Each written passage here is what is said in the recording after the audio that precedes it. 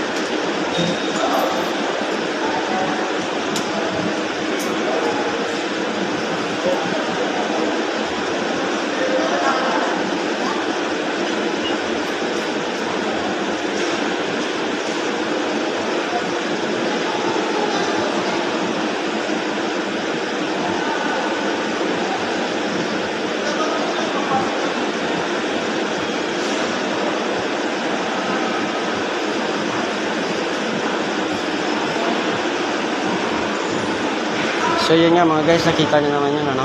Papaskan nyo muna, ito.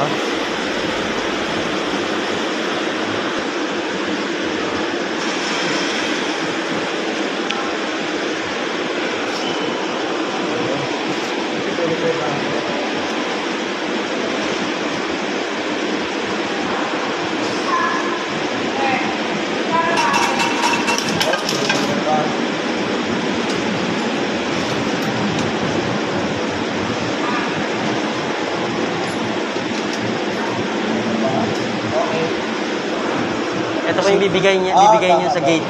Alright. Salamat po. So yun nga mga guys, no. Ayan, ito ano niyo muna to, scan. Ayan, ito yung ticket niyo. Ilalagay niyo lang yan dito. Ayan, papaharap niyo yan kasi ito ang pinaka-scanner niya. And then, ilalagay mo na dito yung pera. Ayan, pagkalagay ng pera, magkakaroon naman ng supligan. Okay? So, first 3 hour is 50 pesos, and then every succeeding hour with 15 minutes grace period upon payment, additional 50 pesos upon exceeding the 15 minutes grace period. Okay? So, 50 pesos first 3 hours, and every succeeding hour is 10 pesos. Alright, mura lang dito mga guys sa first 3 hours dito sa may Mall of Asia IKEA.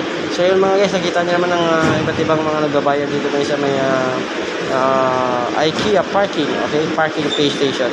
So hindi mo na kailangan pumila doon, dito ka na lang, automatic na magbibigay sa iyo ng issue.